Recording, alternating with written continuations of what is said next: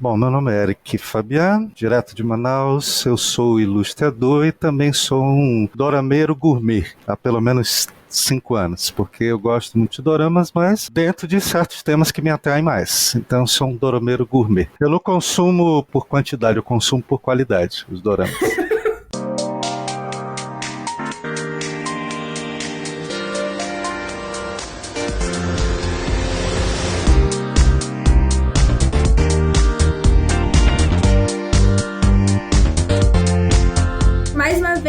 Anhão pra quem é de Anhão, olá pra quem é de olá. Estamos começando mais um episódio do Kimchi com Farofa, 6º episódio. E hoje, como vocês viram aí, nós temos um convidado, né, muito especial, o Eric. Pra quem não sabe, o Eric, ele é o nosso artista oficial do Kimchi com Farofa, que faz os vitrines maravilhosos dos episódios que vocês podem ver. Um artista nato aí, muito bom. O que mais que você faz mesmo, Eric? Eu vou logo dizer o que eu não faço. Eu não utilizo IA nunca, tá?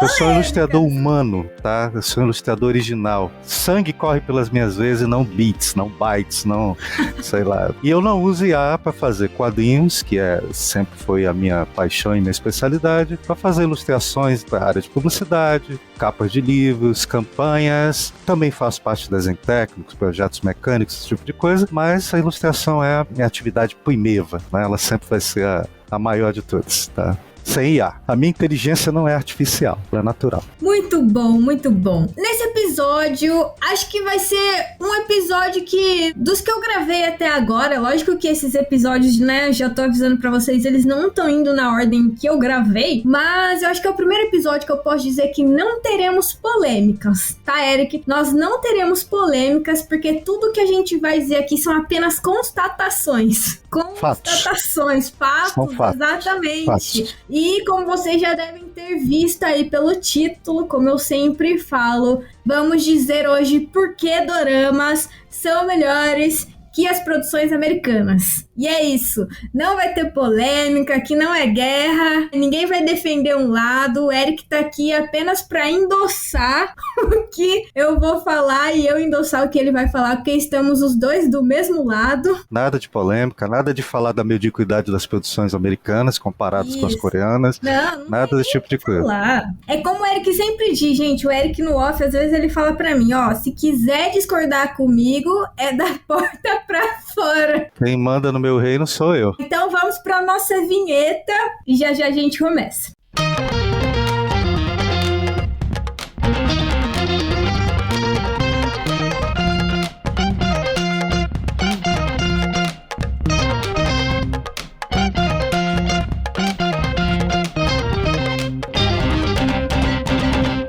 Pessoal, o Eric aqui ele já se apresentou, né, do que ele faz, mas antes de a gente ir para a parte principal mesmo do episódio, eu queria que você falasse um pouquinho mais, Eric, porque assim, né, o povo já entendeu que você trabalha com arte, mas como que você veio parar aqui com o meu convidado para um podcast sobre a cultura coreana? Como que você veio parar nesse mundo coreano aí dos doramas? Porque assim, não sei se vocês sabem, gente, o Eric, ele sabe de tudo um pouco. Ele sabe de teologia, sabe de filosofia, sabe de geopolítica e ele veio parar também no mundo coreano. Então, me conta como que isso aconteceu, rapidamente.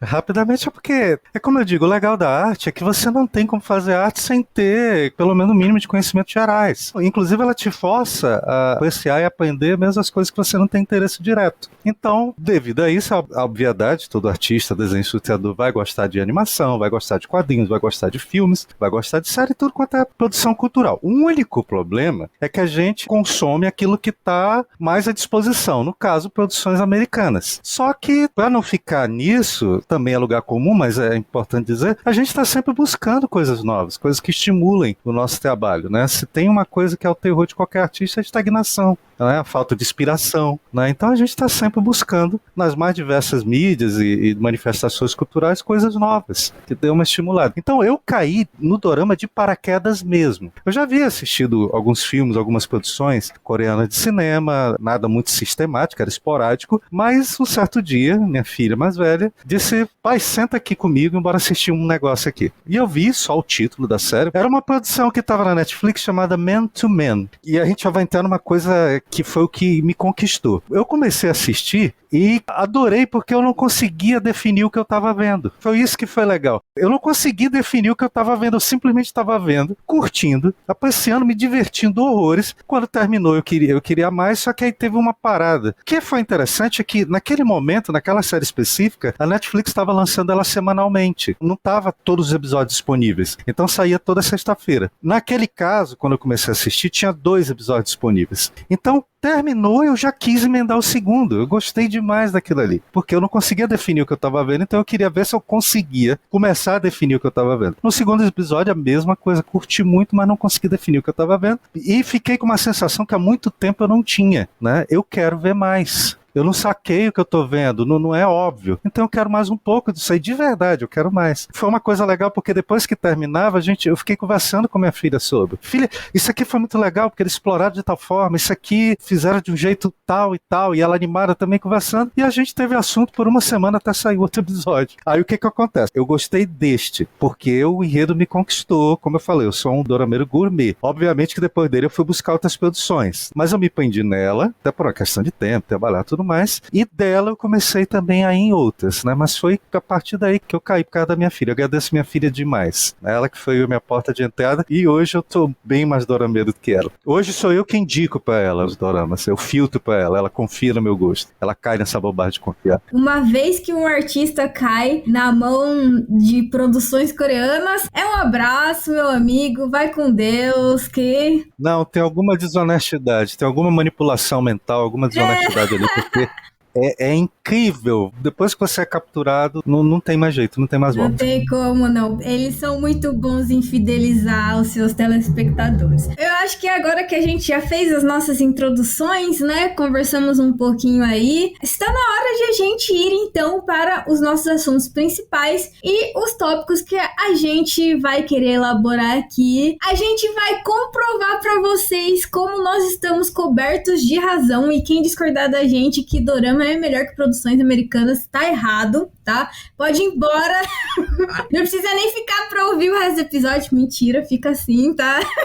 A gente separou aqui 8 tópicos para comentar com vocês. Então vamos lá. O primeiro tópico que a gente vai comentar é sobre as fórmulas de enredo. Por que as fórmulas de enredo, né, os plots coreanos, dão de lavada, né, ganham de lavada dos enredos americanos. Para começar a puxar o barco aqui, Eric, eu já gostaria de dizer que, como a gente conversou no off, nós fomos criados por uma cultura ocidentalizada, né? Exato. A cultura norte-americana. A gente nasceu consumindo, basicamente, sei lá, 99% das coisas que a gente consome no Brasil em questão de audiovisual vem dos Estados Unidos. O nosso parâmetro crítico, ele infelizmente é baseado no estilo americano de fazer arte. Tem um termo utilizado que é o chamado soft power americano, né? Que é muito do poder de influência tá na cultura. Mas já entrando meio que no nosso assunto, vamos quebrar uma coisa. Ninguém vai falar nada que talvez não seja óbvio para todo mundo. Pelo menos um mínimo de bom senso ou senso crítico. Se você não tiver bom senso nem senso crítico, também tá no lugar errado. Não, na verdade você tá no lugar certo. Pode ser que você adquira um pouquinho. O que acontece? Se a gente pensar, a produção, entre aspas, cultural e artística americana, vamos fazer um recorte da produção audiovisual que nós vamos discutir aqui. Nós vamos falar basicamente de séries. Mas vamos falar rapidamente de cinema. Se você reparar, os americanos, eles definem como indústria cinematográfica. Então a palavra indústria já diz muito. Eles não enxergam como uma manifestação artística. Eles enxergam como indústria, como objeto comercial. Nada contra, porque você precisa vender a arte para viabilizar ela. Mas isso é uma das características. No caso, eles tornam a característica principal. A arte, para eles, é um produto. Eles priorizam a venda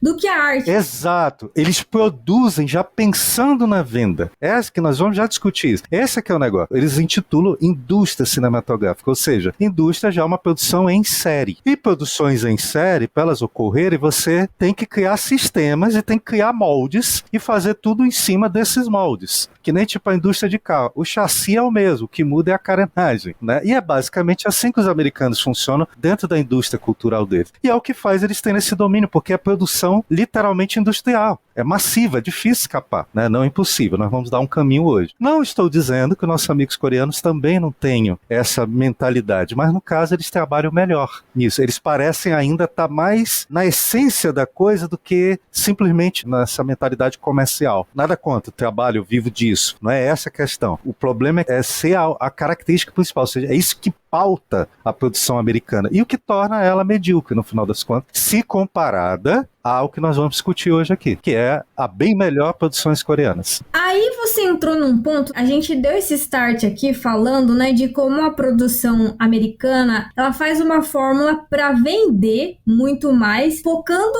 na verdade, em conseguir clientes do que focando no produto em si. Mas eu queria que você desse aqui pra gente, pros ouvintes, algum exemplo palpável dessa ideia. Por que você acha que a fórmula que eles fazem, o enredo, é focada só para as pessoas consumirem? Tá, a palavra é essa, é fórmula. A produção americana, ela é formulaica. Vamos dar um exemplo na prática. Por exemplo, até a forma de pensar americana é assim. Quem pegar making-offs de reunião de, sei lá, de roteiristas ou de produtores vai ver mais ou menos assim. É tipo assim, eles têm uma linha principal de história. Vamos falar de série policial. Então eles determinam assim, olha, nós vamos ter esse personagem que é o serial killer, ele tem essas características aqui, ele trabalha dessa forma e nós temos agora a contrapartida dele, que é um policial, um detetive, ele vai ter lá seus dramas pessoais. Você está entendendo que é tudo dentro de um sistema, né? É basicamente assim, caixinhas pré-determinadas. Aí o que eles fazem? Esse policial vai ter um trauma, ele vai ser assim assado, vai ter característica e nós vamos fazer aquele jogo de perseguição em gato e rato. Só que, no meio disso, nós também temos que ter alguma coisa de drama pessoal de alguns outros personagens periféricos, do próprio personagem principal, do protagonista, nós temos que também dar um background pro antagonista, nós temos que, digamos, dar uma razão para ele fazer. O que acontece? Eles pensam no mote principal e vão inserindo elementos por inserir, porque tem que estar lá, esses elementos têm que estar lá de forma, digamos, quase burocrática. Não é algo orgânico, natural, que faça, digamos, parte da história. Outra característica que é o seguinte, muito das produções americanas já é pensada para atingir um público-alvo. Então, ou seja, eles fazem uma pesquisa do que é do interesse do público para inserir esse interesse dentro das histórias do enredo. E isso, inclusive, obviamente muitos fazem isso, até mesmo as novelas brasileiras, inclusive no decorrer da produção. Entende? No decorrer da produção, eles vão fazendo pesquisas, vão fazendo enquetes para saber que rumo eles têm que dar, que personagem eles têm que dar mais ênfase, que personagem vai ficando mais de lado. Ou seja, não é uma história pautada, sei lá, pelo talento de criar um enredo, de pensar em algo, pensar num roteiro em si. É sempre pensando em questões externas, em questões periféricas, né? Em elementos que tem que estar lá para agradar o público ou para atingir determinado de preferência. É por isso que torna também, às vezes, a produção a americana era mais formulaica, porque como é indústria que nós falamos, é para atingir o máximo de pessoas possível. Então eles tentam encontrar elementos comuns para aumentar o público. E a gente sabe que isso é a receita do enlatado. Inclusive, a própria grande Marvel estava começando a enfrentar isso. Eles criaram uma fórmula enlatada, estão produzindo em série e está cansando. Mas vem cá, falando disso daí, que você comentou, então, basicamente, pelo que eu entendo que você está querendo dizer, as produções americanas, tem uma palavra-chave aí, elas não fogem do clichê do roteiro. Eu acho que essa palavra pra mim seria um clichê. Eles até disfarçam um pouco esse clichê. O que eu quero, assim, em resumo, o que eu quero dizer é o seguinte: às vezes eles têm uma excelente ideia, um excelente plot, uma essência da ideia, que ela é muito legal, mas ela acaba sendo contaminada por fatores externos a ela. Por isso que em muitas coisas você tem assim, parece que vai num caminho tão legal, mas conforme vai andando, cai nos clichês, cai nas fórmulas, porque muitas vezes até tem, eu não estou dizendo que não há talentos nas produções americanas, não é isso. Mas em muitos casos eles são completamente massacrados por essas fórmulas e acabam indo no clichê, porque, como eu disse, eles têm que atingir o máximo de público. Então, tem elementos que são comuns, e esses elementos comuns são inseridos na história, né? Então, às vezes você tem um plot promissor que cai no lugar comum porque ele não é desenvolvido. Eu já trabalhei como beta reader, é o que a gente sempre falava para os nossos escritores, não tem problema o clichê. Histórias se repetem e todo mundo adora um clichêzinho, né? Uma coisa que já é batida, uma ideia que já é batida, mas a fórmula como ela é feita, a forma como ela é feita, não precisa ser clichê. Você pode usar uma ideia clichê, mas fazer algo completamente novo dentro daquela ideia, e parece que é uma coisa que as produções americanas não possuem, principalmente quando se trata de séries. E, inclusive, o segundo tópico tá muito relacionado com esse primeiro, que você já deu start aí. Vamos falar em como a produção coreana, ela ganha muito mais na qualidade, embora feita em menor quantidade, do que a produção americana, que parece focar mais na quantidade que produz do que na qualidade. E aí, já pegando esse embalo, eu acho uma coisa interessante que você falou desse primeiro tópico, que você tocou bastante aí nessa tecla, é a questão de como as produções americanas, elas acabam ficando batidas, porque, ao meu ver, uma opinião pessoal agora, como elas acabam querendo alcançar o maior número de público, né? Ela acaba se perdendo muito no enredo. Parece que ela começa uma história ali com tal personagem, não conclui, fica, sabe, um negócio completamente perdido, que não é concluído, parece que o personagem tá ali só por tá. E aí,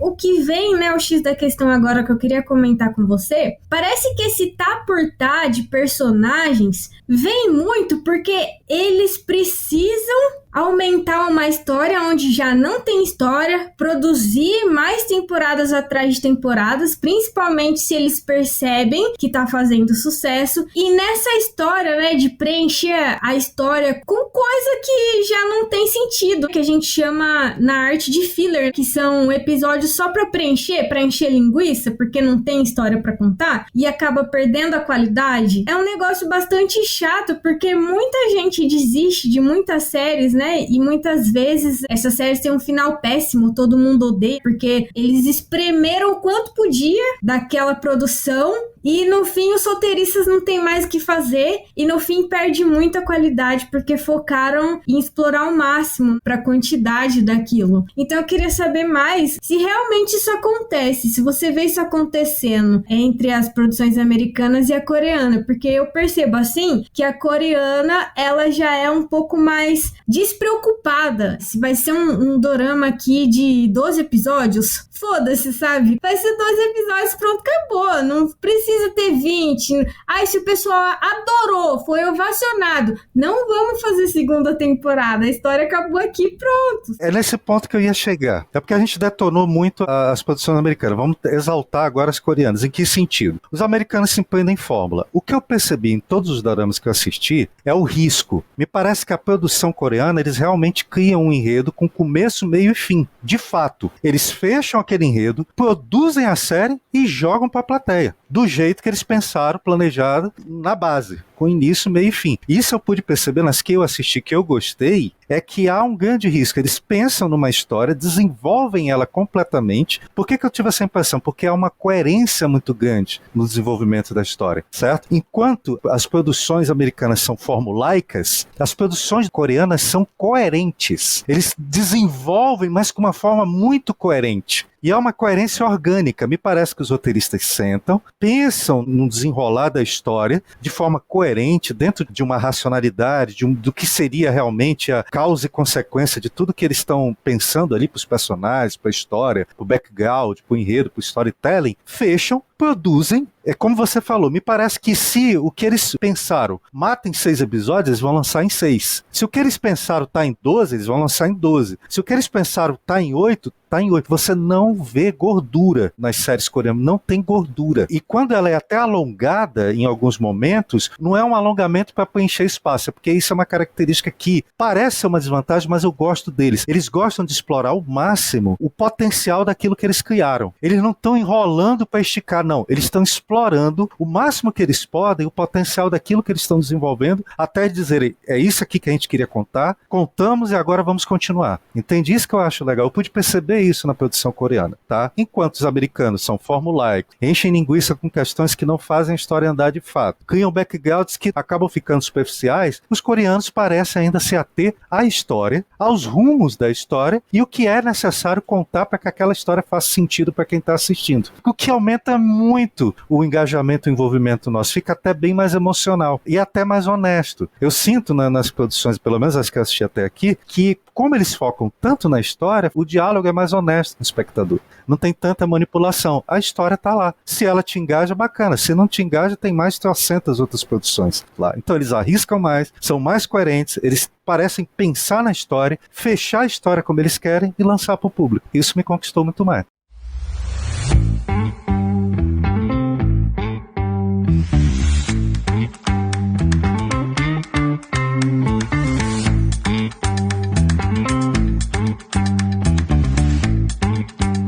Seguir para o nosso terceiro tópico. Cara, e agora eu quero uma opinião pessoal. Quem você acha que é melhor em expor cultura sem que seja de uma forma chata, enfadonha e forçada? Porque, por exemplo, assim, ó, nos Estados Unidos, uma vez eu vi alguém falando isso e depois eu reparei que era verdade. Qualquer filme que você assiste, sempre os caras vão colocar uma bandeirinha dos Estados Unidos lá, Nossa. sabe? Nossa. E aquela cultura bem batida e bem estereotipada, né? Aquela cultura bem estereotipada, por exemplo, um filme ou uma série colegial. Então, parece que é sempre estereótipo. No colegial vai ter a galerinha lá dos esportistas, das patricinhas e não sei o quê. Parece que é só essas coisas que eles sabem falar sobre a cultura deles. Mas eu quero saber o que você acha da forma como as produções coreanas expõe a cultura e a própria cultura dentro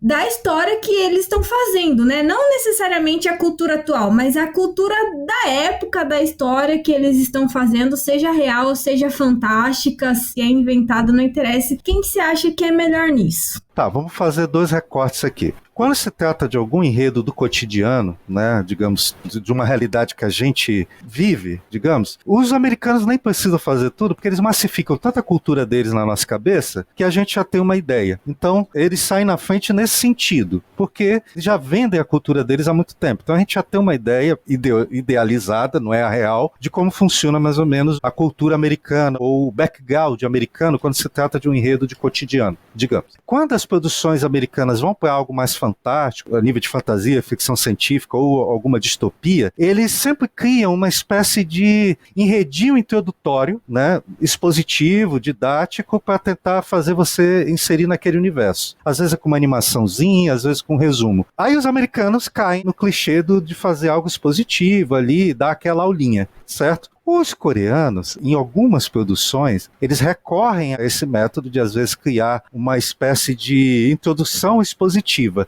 Só que eles fazem isso de forma muito mais, como que simpática, tá? Eles têm esses 2 sistemas. Eles próprios, me parece, ter uma cultura mais sistemática da vida. Só que, vou dar um exemplo, uma das produções coreanas que eu assisti tinha que introduzir um problema de saúde que o protagonista tinha, certo? Então eles misturavam um pouco de didatismo com situações que mostravam o que acontecia, o que aconteceu nessa questão de saúde do personagem, para ele ser quem é. Só que é tão mais simpático que, inclusive, eles usam de forma em que você já se engaja com o personagem, tá entendendo? Porque as produções americanas, eles introduzem, jogam o personagem lá e a história vai tentar fazer com que você se engaje com ele. É incrível, as produções coreanas que eu assisti, você, nessa introdução, você já simpatiza com o protagonista, né? você já simpatiza. Agora, saindo dessa parte positiva, quando eles fazem também isso de forma mais orgânica, por exemplo, se eles fazem uma produção que tenha um background histórico, certo? Que seja algo que se passa num século diferente do nosso. Eles fazem de forma tão orgânica, porque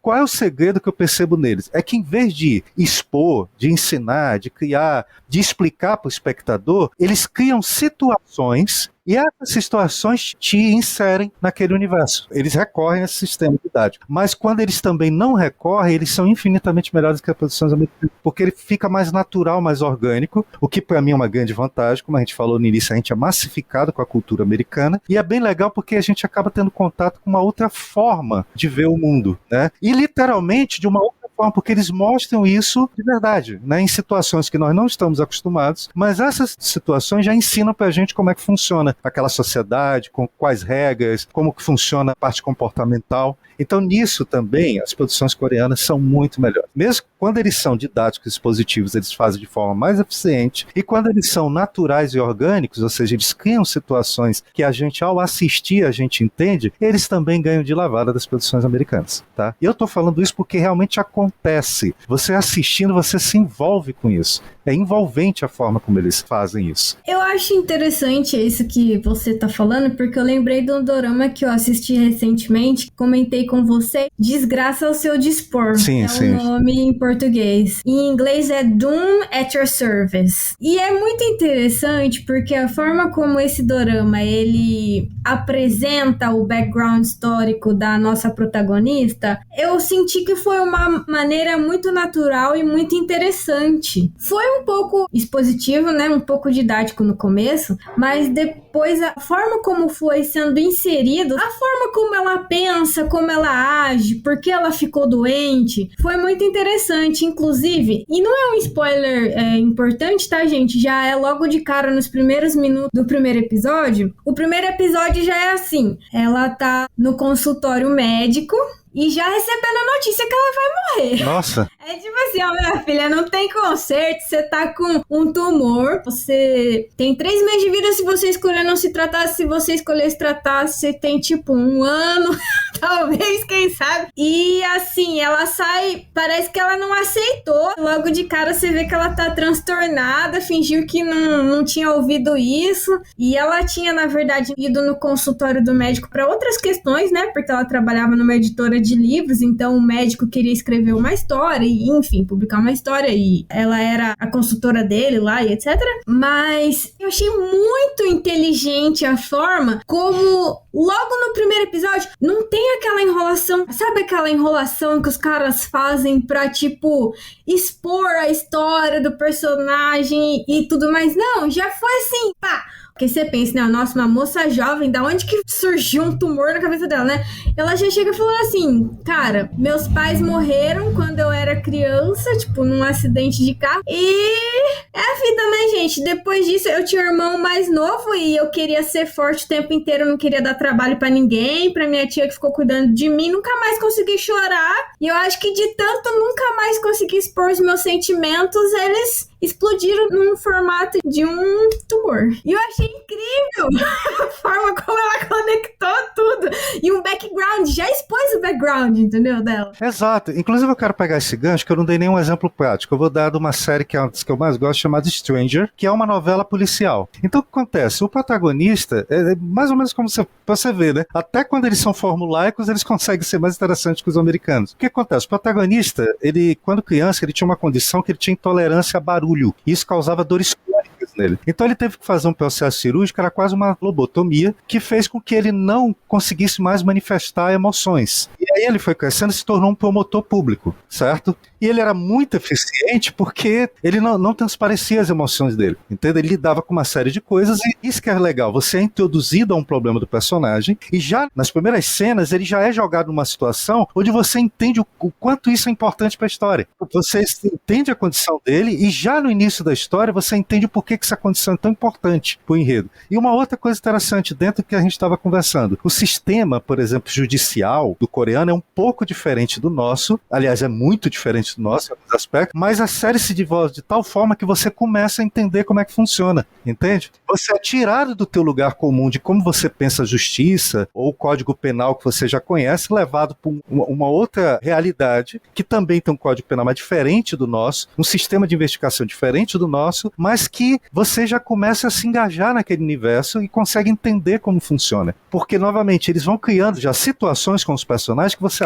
então aí funciona dessa forma, que interessante. E aí não é só dizer como funciona, eles já aplicam no enredo e mostram os conflitos que esse tipo de cultura e sociedade, sistema judicial que eles têm, causa neles. E o quanto também complica, no caso é um assassinato, né? A forma como a sociedade coreana lida com o assassinato é muito diferente daquilo que a gente vê em produções americanas, e por ser diferente, eles exploram coisas bem além dos clichês que a gente está acostumado. Então corrobora exatamente o que você falou. Nessa série acontece isso, eles introduzem esse problema do personagem, jogam o personagem numa situação onde você já entende o porquê que essa condição de saúde dele é interessante para o desenvolvimento do personagem, para o desenvolvimento do enredo, e ao mesmo tempo você consegue entender a questão da justiça naquela sociedade a partir também dessa forma orgânica, porque uma coisa interessante, me parece que as produções coreanas estão bem cientes das diferenças culturais e que eles estão vendendo isso para o mundo afora, entende? Sem a vantagem americana de já ser massificado na nossa cabeça. Então isso acaba tornando eles assim mestres em mostrar pra gente essas diferenças, né? De forma muito legal. Só mais um exemplo, por exemplo, teve uma que é maravilhosa essa série, depois eu indico ela com calma, chamada Kingdom, que é uma série que se passa num período histórico específico da Coreia e que também é uma série de zumbis, de uma forma que eu nunca tinha visto antes sendo feita e produzida, mas como é também num período histórico que nós não temos nenhum tipo de referência,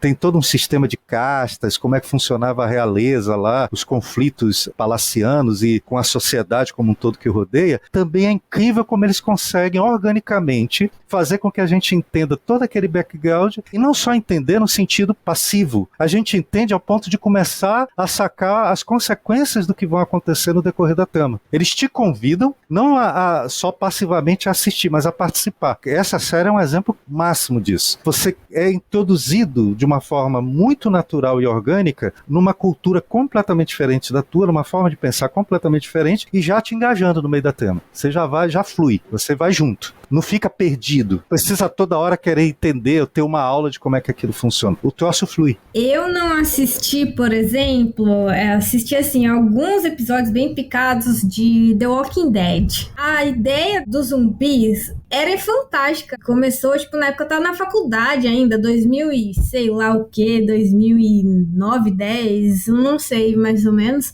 O problema, os roteiristas que começaram a fazer a série falaram, vamos fazer uma série de zumbi, mas ele, com todos os anos que teve de série, que acho que foi inspirada no livro, não sei. São quadrinhos, quadrinhos, isso. Parece que ninguém nunca pensou, olha, vamos explicar isso aqui direito. E daí tiveram que fazer uma outra série pra mostrar por que surgiu o vírus, isso aqui. Falei, meu Deus do céu, é basicamente um negócio assim, sem fim, porque tem um enredo interessante, porque foi o quê? A primeira série, talvez, que explorou, usou e abusou desse tema de zumbi, mas ficou aquele negócio, tá bom, todo mundo fica sempre esperando a tal da cura e por que surgiu, e passou milhões de temporadas e ninguém, mas cadê a cura? De onde surgiu? Como você não quer polêmica, eu não vou ser polêmico em dizer que a série coreana Kindle é infinitamente melhor do que o Walking Dead, mas infinitamente melhor. Se passa aí no período histórico, acho que no período feudal coreano, um tipo de sistema feudal deles, mas é em todos os aspectos que você possa imaginar, ela é infinitamente melhor do que o Walking Dead, apesar de ser completamente diferente a premissa. Mas se tratando de temática zumbi, isso aí eu posso cravar já de cara, e quem discordar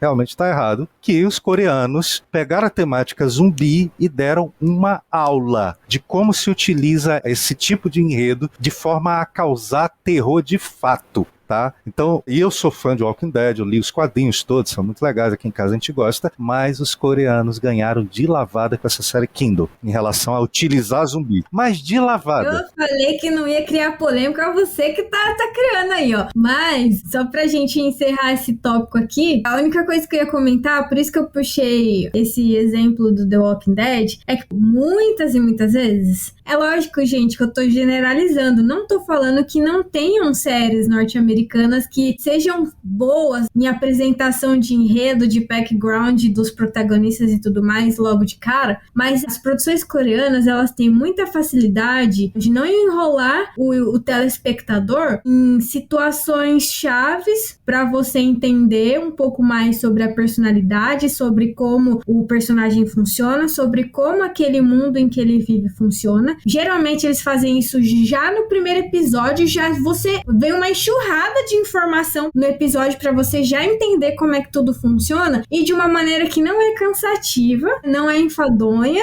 e é orgânica, né? A gente percebe que assim, você já fica, meu Deus, sabe, na história. Cara, não tem barriga nas séries coreanas, não tem barriga, não tem enrolação, você não vai ser enrolado. E coisa assim que a gente vê que, por exemplo, em produções norte-americanas, eles são muito lentos pra te deixar descobrir coisas primordiais sobre tal personagem, ou sobre tal mundo, sobre tal protagonista. Parece que é sempre uma carta na manga que eles querem segurar ao máximo, sabe? E cria tanta expectativa que daí quando você descobre, daí você fala, é isso? É anticlimático, né? Isso, essa é a palavra, anticlimático, sabe? Pô, tá aí, olha, isso é uma coisa interessante nas séries coreanas que eu tive a oportunidade de ver. Pessoalmente, uma das características que eu mais gosto, não é a que eu mais gosto, mas depois a gente vai falar sobre a que eu mais gosto. Mas uma das coisas que eu mais gosto no desenvolvimento de uma história é quando a história ela tem um crescendo. Ela começa num ponto, ela vai se envolvendo de tal forma que você nem imagina que aquilo ali vai chegar naquela apoteose, naquele tipo de clímax. E os coreanos também são muito bons nisso. É incrível. Isso que eu assisti. A história começa num ponto e ela vai tendo um crescendo, é quase uma ópera, assim, vai tendo um crescendo que quando você realmente vai chegando, você tá numa catarse completa já, entendeu? Você já tá completamente catártico naquilo ali. E pegando outra coisa que você falou que eu achei interessante, não tem anticlímax nas séries coreanas que eu assisti.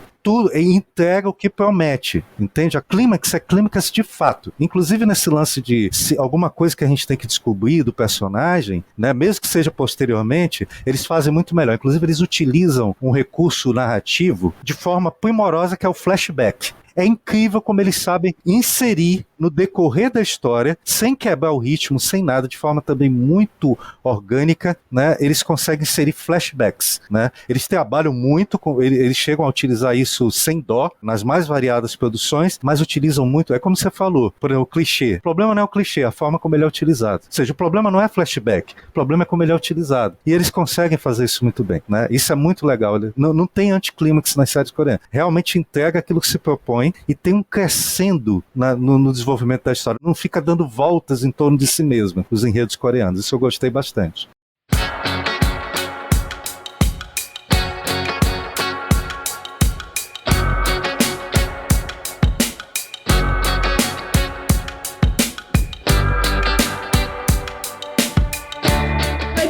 Assunto pra gente comentar no próximo episódio, mas antes de a gente encerrar, logicamente que vamos falar de um último tópico aqui, o nosso quarto tópico, e aí depois a gente tem mais 4 pra falar no nosso próximo episódio, mas eu não vou dar spoilers de quais são eles. Eu acho não, eu tenho certeza, né? As séries coreanas, elas conseguem unir o melhor de vários mundos, sabe? Num balaio só, numa única produção e faz funcionar. Então, por exemplo, se você vai ver um dorama, igual você falou, policial, não vai ter só aquele clichêzão de drama e de suspense.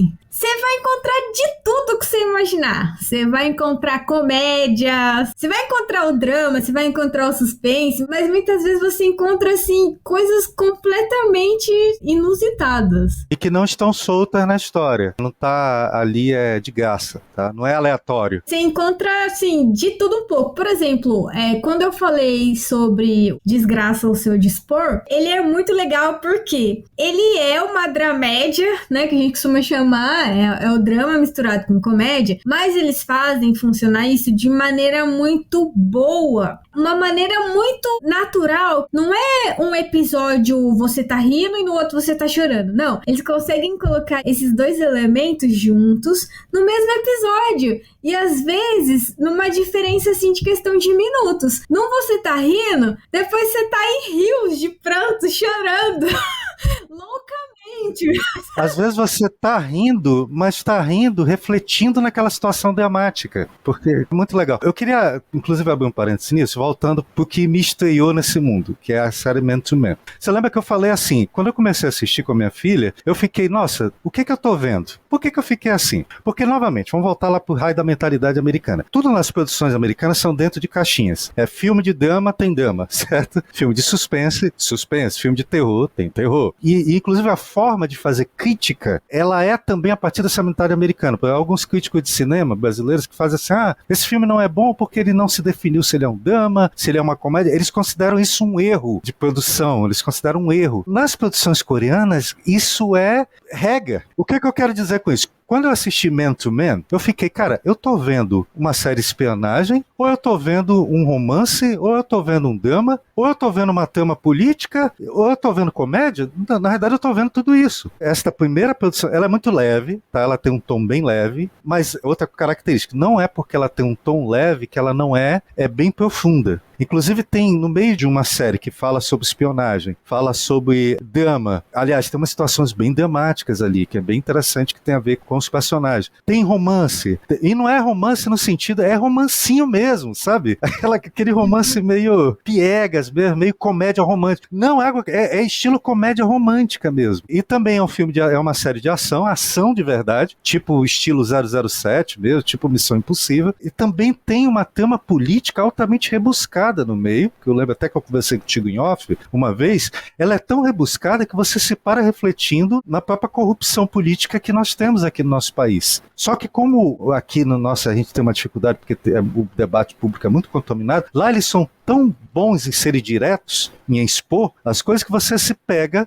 vendo aquela situação daquela corrupção política na sociedade coreana e refletindo na tua, de forma mais clara. E é colocada ali de forma muito pesada, muito séria. Por isso que eu digo, cara, o que é? Essa série é sobre o quê? Não, essa série é sobre tudo isso e tudo muito bem feito. Ela é uma série que tem espionagem, tem ação, tem drama, tem comédia romântica, tem trama política e tudo funciona absolutamente bem. Ao ponto de que era isso. A gente ficava esperando a outra semana para terminar. É o que eu ia falar também da questão. Eles trabalham com uma linguagem de novela. A produção não parece uma novela, porque as produções coreanas também elas primam muito por qualidade de produção em si. Mas tem uma angulação de câmera, tem um tipo de iluminação que algumas delas lembram essa produção novelística. E a linguagem também é. Só em que sentido? Que você fica preso querendo saber o que vai acontecer depois, mas ali você quer de verdade saber o que é que vai acontecer, certo? Porque o que acontece? As produções americanas, elas são caricaturais, às vezes, de tal forma, são estereotipadas de tal forma que elas se tornam previsíveis, certo? As séries coreanas, apesar de elas serem muito coerentes no enredo, elas não têm essa previsibilidade. Você realmente quer saber o que vai acontecer daquele ponto em diante. Como é que a história vai conduzir. É incrível, eles conseguem criar um tipo de suspense de você não ter uma ideia do que vai acontecer e ao mesmo tempo, quando acontece, você, puxa, tem tudo a ver. Que legal, tá entendendo? Então essa mente o meme conquistou nesse sentido de cara, que foi a série que me introduziu nesse universo. É um drama policial, é uma investigação sobre assassinato, mas isso não quer dizer que não vai estar lá drama familiar, que está lá de forma muito bem explorada. Isso não quer dizer que não vai ter alguma coisa de romance, né, muito bem explorado, sem clichês. Isso não quer dizer que você não vai ver algo também de um drama social, que tem lá também, está muito bem explorado. Ou seja, não estou dizendo que as séries coreanas são uma bagunça, elas têm um mote principal, mas tudo aquilo, digamos, que compõe a vida, está lá também, tá entendendo? O que compõe a nossa vida, que a nossa vida tem comédia, a nossa vida tem drama, a nossa vida tem suspense, tem muito terror na nossa vida, né?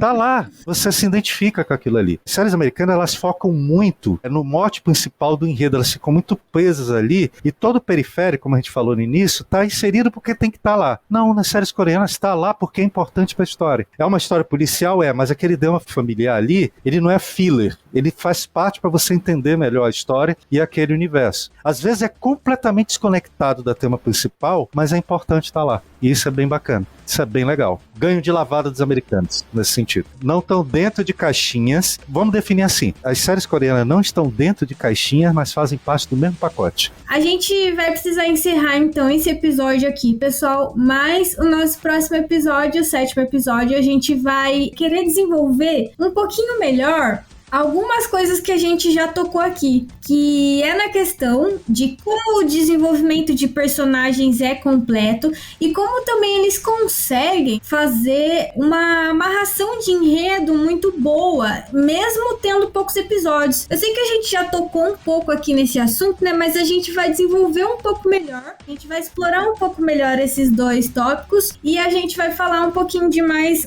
outros dois, que daí vai ser surpresa. A gente fala no próximo episódio. Então é isso, pessoal. Aguardem a semana que vem chegar logo e aí a gente continua o nosso papo.